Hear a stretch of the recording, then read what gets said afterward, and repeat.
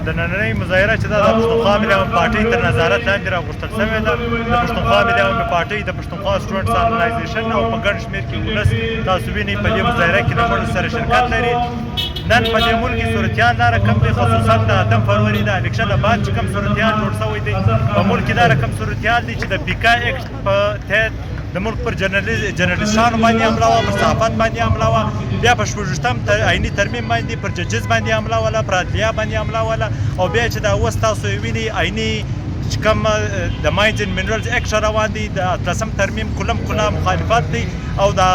SIFC چې دا د 18م ترمیم مخالفت دی. دغه رقم د صوبو پر حقوقو د دوی پر دغه باندې ډاکه ده. او بیا په دغه صورتحال کې چې تاسې ونې افغان کډوال په جبري توګه په داسې ناروا طریقه باندې په ظلم باندې له کورو څخه ایستل کېږي، د دوی په جبري توګه د بیرته افغان وطن له استول کېږي. نو پښتونخوا ملي عوامي پارټۍ د دې ټولو شیانو خلاف راوتلې ده. موږ د دې مخالفت کوو، ولسونه په دې باندې راوتلي دي. دا ظلم، دا جبر نه پښتونخوا ملي عوامي پارټۍ مني، نه یې پښتونخوا سټوډنټس ارګنایزیشن مني، او دا هر هغه سړی چې ذي شعوره سړی دی هغه ته د منلو ول خبره نه ده. تاسو وینئ ولس په دې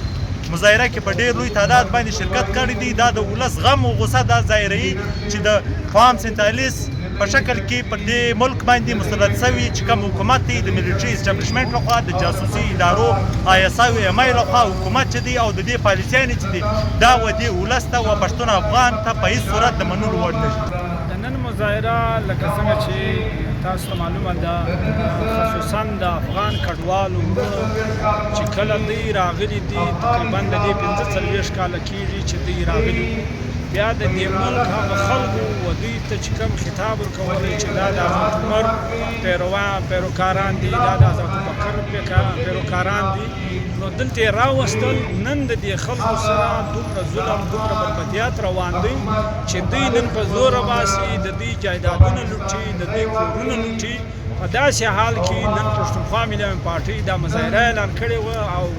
اقوام متحده د پاکستان و ملک ته دا وایي چې دلته چې دا کم خلک راغلي دي د دې 45 کاله کې انټرنیشنل قوانین داسې دي چې یو بچی چیرې پیدا سي هغه د هغه ملک شریعت وکړي، لیکن دلته خبره چې ده دا ولټ.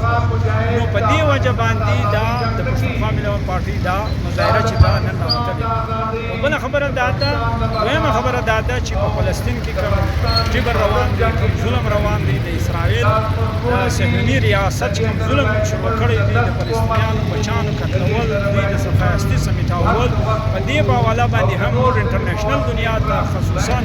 عرب ملکو ته، خصوصا اسلامي ملکو ته موږ دا خبره کوو چې دا کم ظلم روان دی، کم جبر روان دی، پکار دا دی چې دوی ټول اسلامي ملکونه د دې په خلاف راولاړ شي او د دې فلسطینیانو کومک وکړي، همت یې وکړي. بله خبره ورته دا ده، دغه مظاهره چې دا کم زموږ په ملک کې چې کوم 16م آئیني ترمیم دی،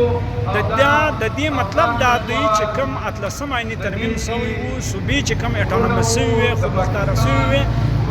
دا آئیني ترمیم دی رول بې کول غواړي، دی پر شا کول غواړي. او دلته چې نن د ماینز اینډ منرل اکټ په حواله باندې کوم قانون پاس شوی دی، پښتونخوا ملي عوامي پارټۍ پښتون قام خصوصا بلوچ عوام د دې مخالفت کوي، او دا وایي چې دا پکار راځي چې دا قانون چې دی دا ختم شي. په دې چې دلته چې کوم زموږ غرونه دي، زموږ رغونه دي، پر دې باندې زموږ د وطن ډېر خلکو د دې جګړې سوي دي، سرونه مات سوي دي، شهیدان سوي دي. نن دوی راولاړ سوي دی، SIFC جوړه کړې ده، سپیشل انیشیټیو دغه اداره چې کومه ده دا یې جوړه کړې ده. دی وایي چې د دې معدنیات مالک زه وایم، موږ ورته وایو چې د دې معدنیات مالک د هغه ځای اوسېدونکي خلک دي. بالکل راسئ، له موږ سره کښېنئ، له موږ سره په دې خبره کې خبره وکړئ، بیا موږ دا کار چې دی و تاسو درله کولی شو. ادروایز موږ دا نسو درله کولی، دا د صوبې میټر دی، پکار دا دی چې صوبې دا خبره